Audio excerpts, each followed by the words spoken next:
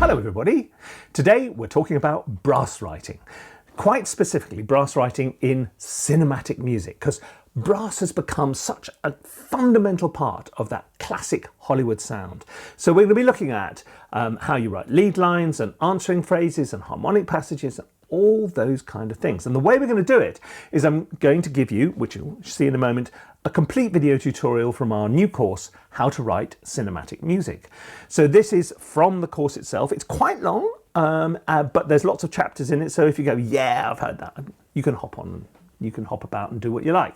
Now in the course itself, we cover obviously a great deal more than just brass writing. We write for the whole orchestra, lots of different ideas about how you evoke different moods and things like that. It's all about, although we talk about technology, it's really about composition. And I'm joined by some good friends of mine, top Hollywood composers and orchestrators. There's loads of video tutorials from me. There's interactive videos. There's projects and special little things for you to do. There's a Discord server so you can hang out with the other students. Anyway, look, I'll tell you more about that. There's more details of the course in the comments underneath this video. Now, in this tutorial, I'm using Cubase, but I also score in Logic during the course. But really, it's not about the technology, it's about the composition. And so I hope you'll be able to take these lessons away and see little insights, hopefully, which you may be working in FL Studio or Reaper or whatever. Doesn't matter, it's music. So let's dive in. Hello everybody, let's now dive into the brass section and with a little demo of how you use brass in cinematic music. I'm going to be showing you kind of like four things, rather like I did with the woodwind. We're going to be looking at lead lines, we're going to be looking at harmonic passages, we're going to be looking at some accents and multi-tonguing, and some answering phrases, which is something which brass in cinematic music and other music as well gets used for quite a lot. As before, I've got a little track. Well, it's not really a track, it's sort of like this. It's got everything, it's got percussion, woodwind and strings, but it doesn't have any brass. Oh dear, what are we going to do about that? I can't begin to imagine. Okay, so here we go, let's spread it out a bit. It's basically, it's a simple alternating phrase between F minor and B flat.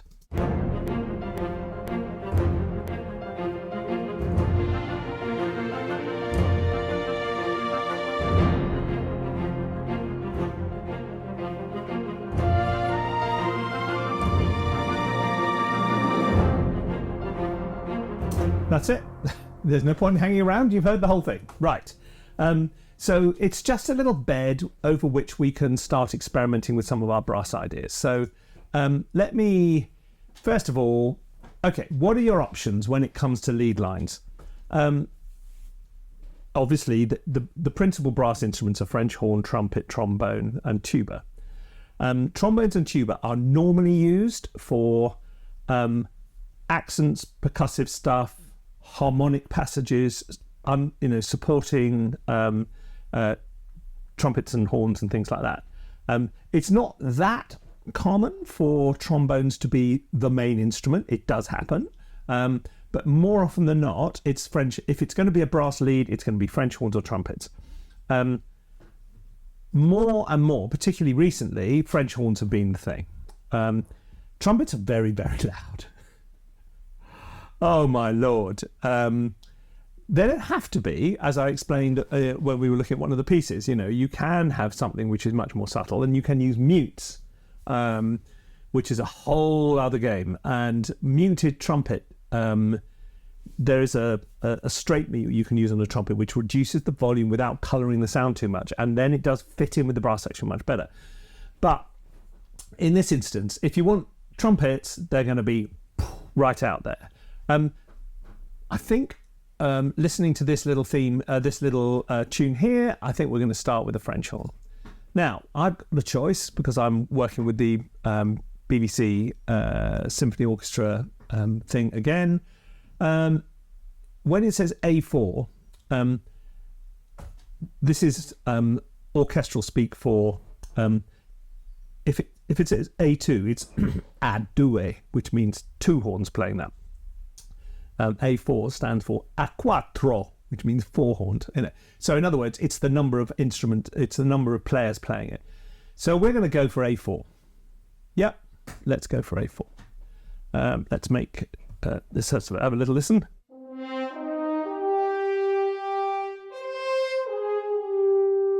Now, in terms of range, this is middle C.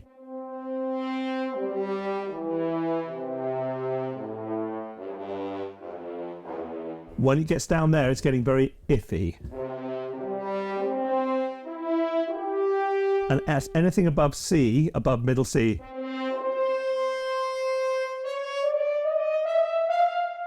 is getting a bit iffy as well. So the happy hunting ground is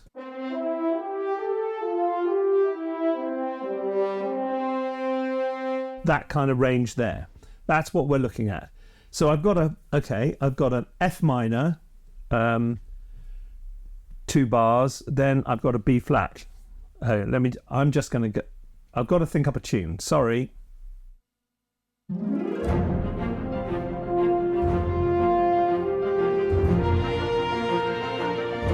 No.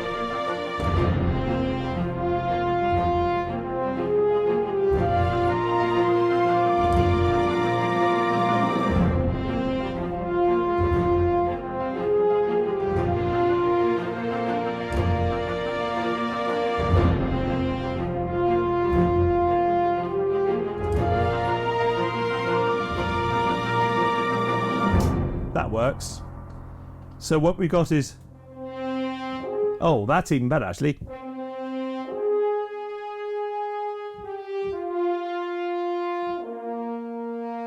So it's nicely in the range, and if you got that those kind of intervals, you get that kind of nice slur.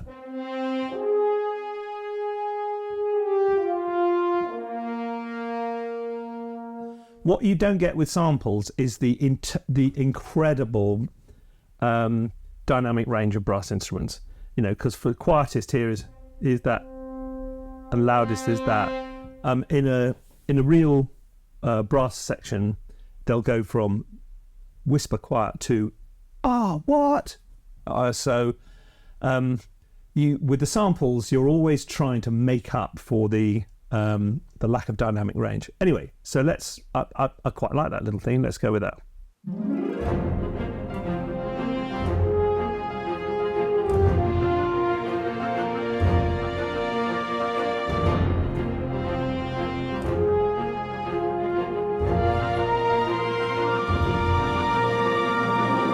Wasn't quite how I played it before. Let's have another go.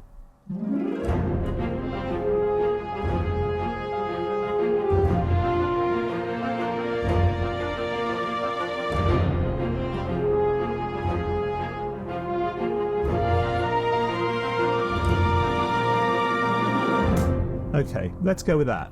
Now, what you can use the trumpets for is to give some emphasis to the brass theme second time round. We've seen this a couple of times in examples, so I'm going to go for trumpets A3. Now, with the trumpet range, oh, it's right off the edge here. There's middle C.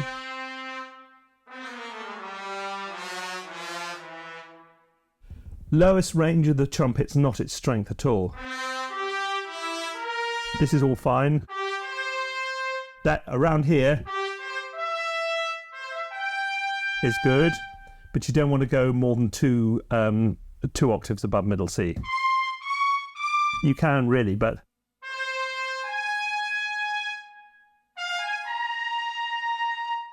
so how did I play that tune last time? Let's have a little listen.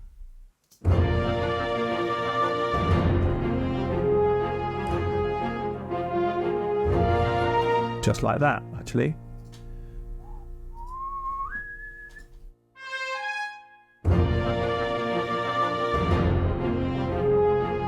Oh, I missed it. Miss me in.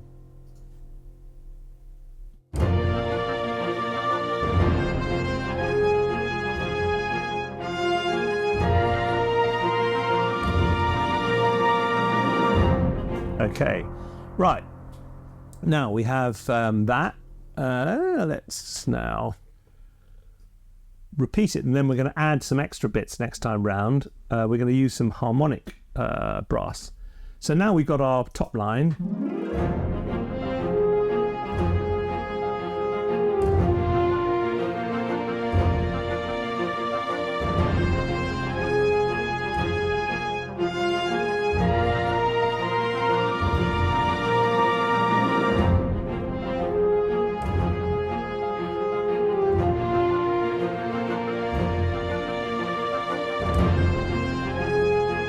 Okay, right, so from second time round, what we're going to do this time, let's start by adding some little, some trombone accents. So we're going to go. Now, what I've chosen in terms of I may have explained this, you may have heard me explain this before. I tend, when I'm going for trombones and I'm playing sort of 3 notes like this, I'll go for a solo trombone, which is what we've got there, because you've normally got 3 trombones. Often you've got 2 tenors and a bass. So if you used that one, which is actually 3 trombones on each note, if I did that, I'd end up playing 9 trombones at once, which is unrealistic, and I like being realistic. Right, so what we're going to try and do is find a way of adding some percussive accents here.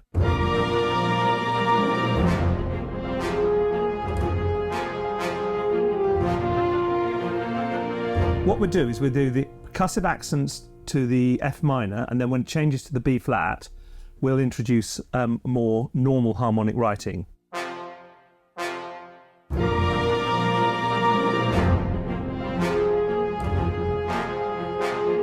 What am I doing here? What am I doing?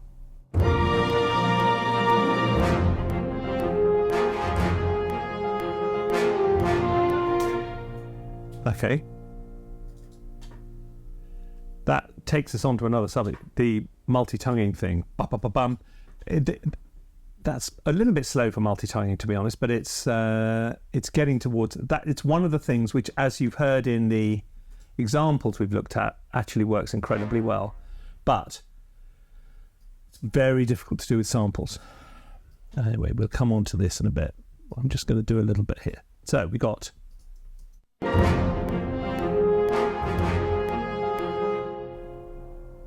Yeah, bums.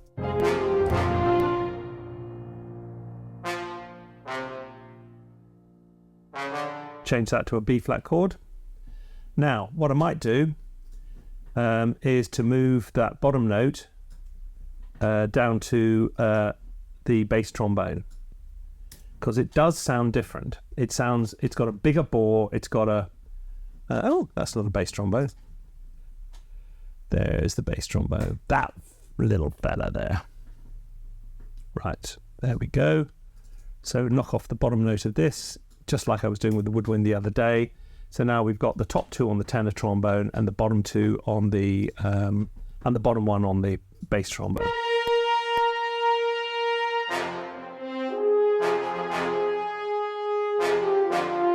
Now, we could add tuba on the bottom there. Why not?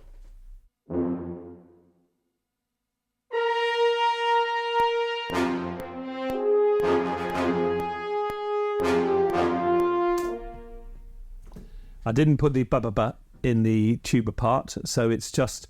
So we got some perfectly nice stabs going on here. Now, when it goes to the B flat, though, we're going to go into a sort of a normal harmonic passage. So I'm going to go for trombone long.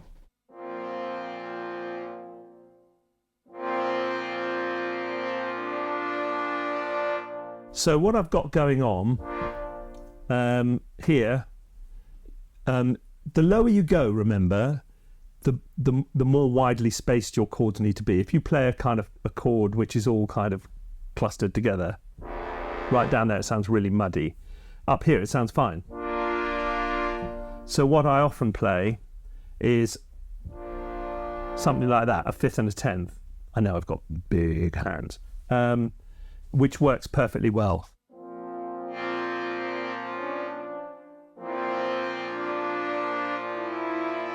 I could walk it up like that, see if that works. Give a bit more harmonic interest as we go through. So I'm going to do this on the cut to the B flat chord.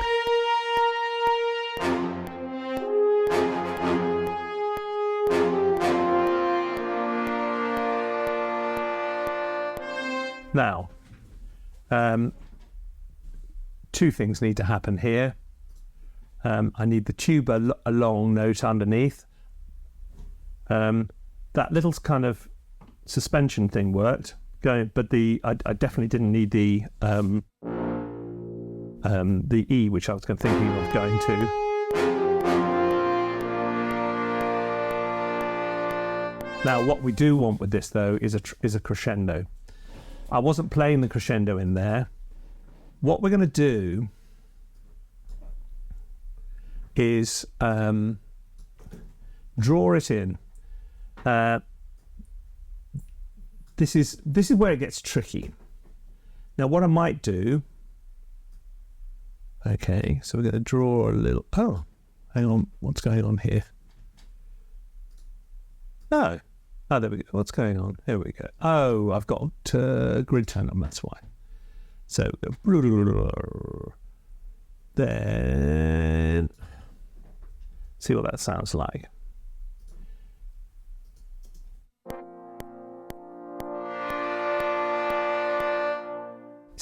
Sometimes the samples don't crescendo enough. As in this case happens to be one of them.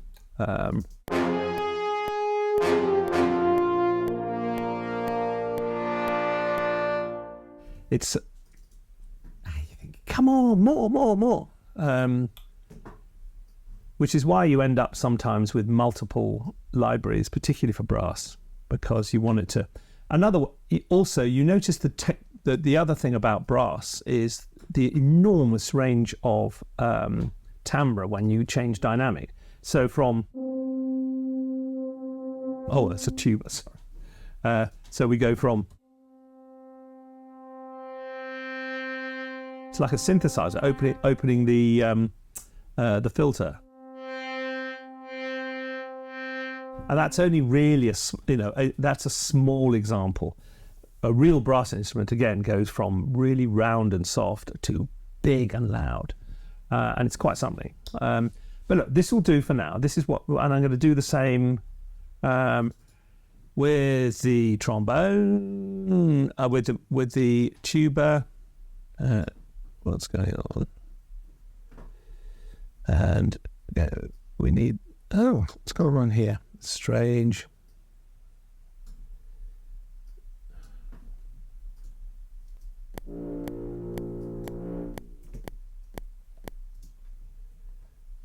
Okay.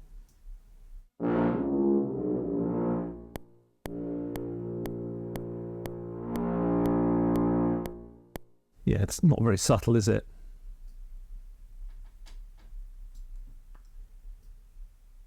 This is why brass samples are amongst the most difficult to get right.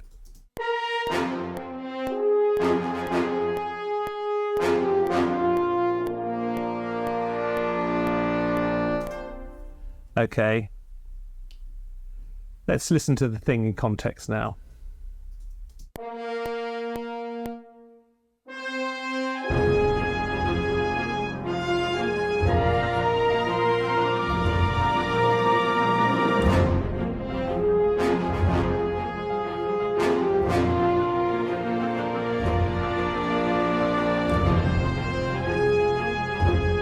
Okay, so why not on this first one?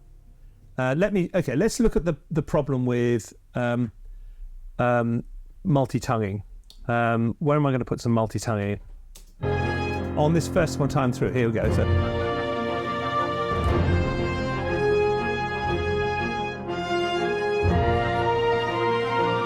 or on the second time.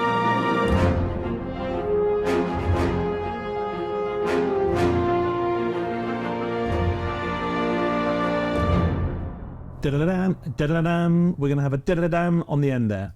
Multi-tonguing is where they go baka-baka. So it either goes ba-da-bam, or it's either 2, 3, or 4 more often than not. So it goes ba-da-bam 2, or ba-da-da-bam 3, or ba-da-da-da-dam 4.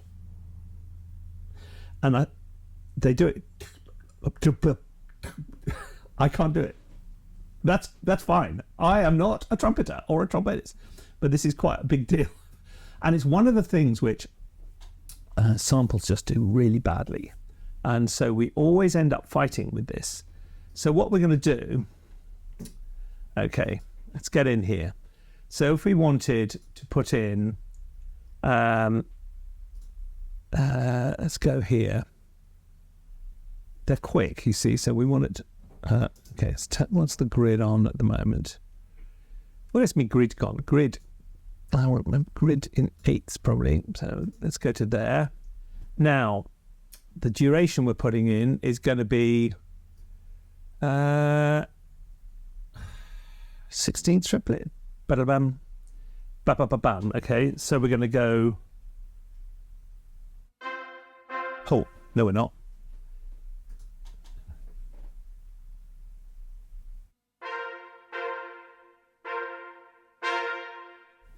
Ba-ba-ba-bam. Now the problem is they're not quite tight enough. What you're not getting, which you get with a real player, is that separation. They're not quite short enough. It's not bad, and sometimes you end up layering up samples. Let me just add an extra sample in, which is not in the template, but there we go, because this is important. Let's look for Marcato. That'll do. So it's going to come on that final ba-da-bam. Here we go. So I'm going to...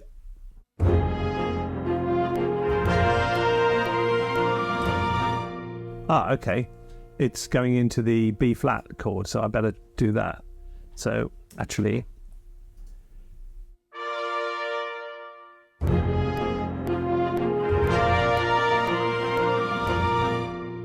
Right, so there's the B, there's that. Now let's go and redo that so that it goes better. So we're doing 3 notes in. If we're doing 4, okay, let's do 4 for a change. It goes 16th notes or 32s. They're going to be super fast, aren't they? Ba-ba-ba-ba-bum. I think that's going to be too fast.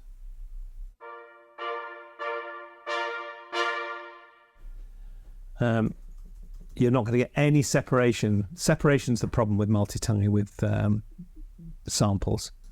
So samples are all too long. Now, what's that going to sound like? Well, you can hear it, and actually the first one should be more... we have a bit more... It normally goes bat, bat, bat, bat, bat. See if that sounds any better. Oh, strangely, it's not on the... Okay. Now we're losing the middle ones.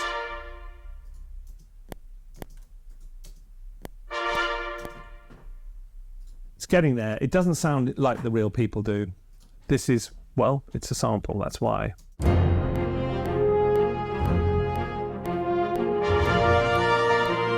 Now, the Marcato sample doesn't last long enough, so now we're going to need to go back to add yet another layer in, which is going to, because that up there is a legato, and now we want an ordinary long. So we're going to have a long, so that what's going to happen is that Marcato, so we go badala with the shorts, then we go, the Marcato goes bomb, and then the long goes.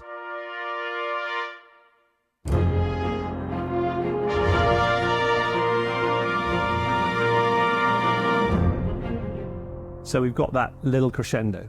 So what you've ended up doing to make that one little phrase, and it's only half convincing, is using 3 different samples. Right, let's just have a listen to the whole thing and see what you think, because I think this is probably, for a quick walk through how brass writing works. Well, it's not really.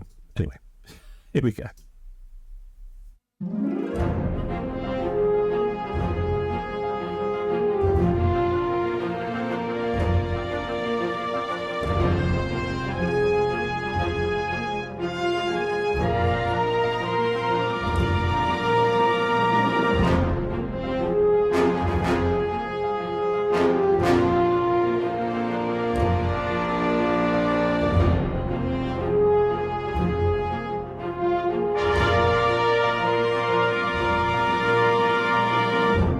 There you go. So, I've shown you, some of the really sort of foundational ways in which you use brass in cinematic writing. We'll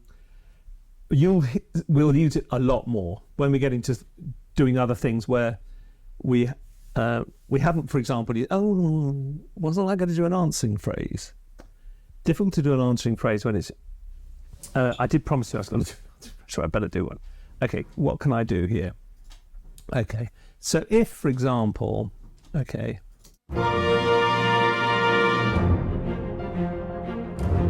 so if now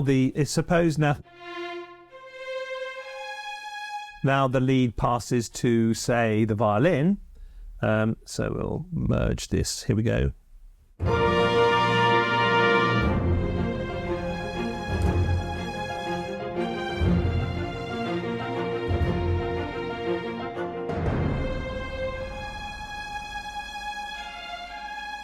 Run out of backing track. Okay, I can fix that. And all at once, I have another backing track. Right.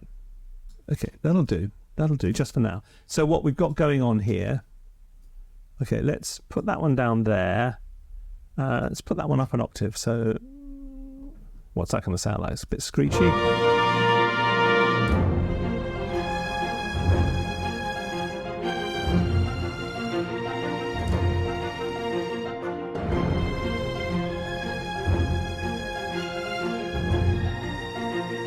So you're looking for gaps to put an answering phrase in.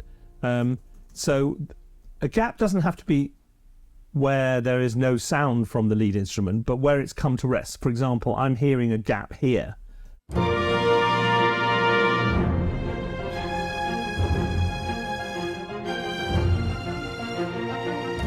Boom, bam, boom, bam. And there's potentially boom, boom. So once it's come to rest, and it's not changing note, you can start thinking about what you might put in there. French horns are a very strong candidate for brass for answering phrases. So we've got, if this go,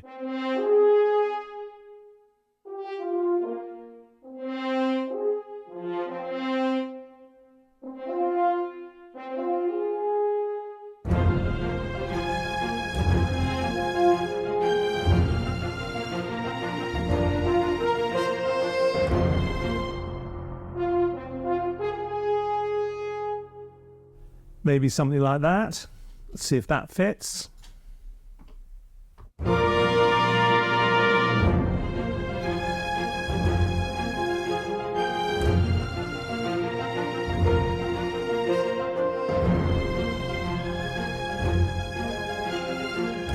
No, it's a bit.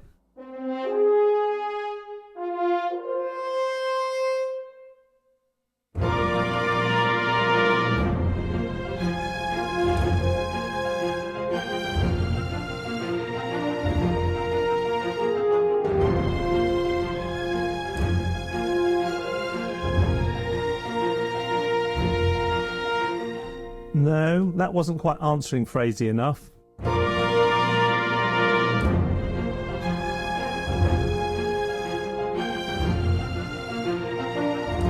That works.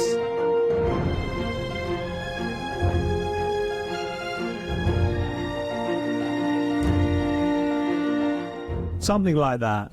You see where I'm coming from. We will definitely be back with the answering phrase issue because it's a real important part of cinematic writing. So, I'll come back to this again, is what I'm saying.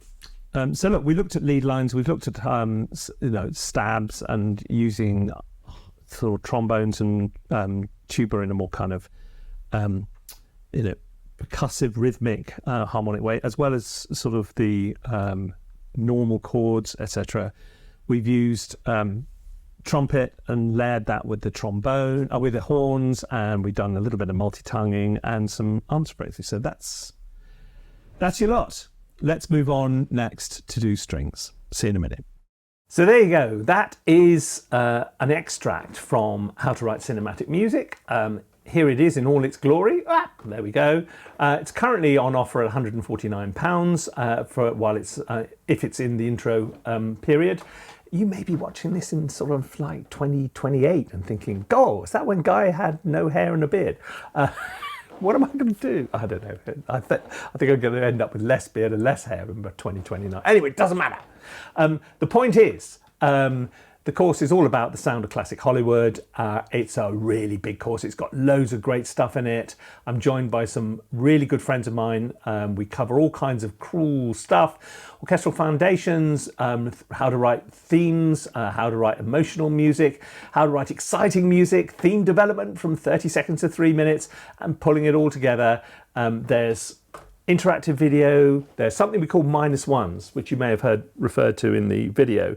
What that essentially is, rather than saying, okay, go away and write a piece of music using brass, say, okay, here is a piece of music which has got everything except the brass. Now you add the brass. So it's there as a MIDI file, it's there as an audio file. So it saves you going, oh, blank sheet of paper, I don't want to do that. So you're able to focus on one part of the compositional process at a time. And the -1s are really popular. And it's amazing the variety people come up with. You give them the same backing track and you hear 20 different tracks. It's really, really good. And then they share them in the Discord server with all their fellow students, and it's all super great. So that's how it works. I hope you come and join us. You can find details of the course. Just Google ThinkSpace courses and you will find it. That's all I've got for you for today. I hope you've enjoyed it and found it useful. And I'm really going to look forward to sharing more insights into this wacky world next week. So see you then. Bye-bye.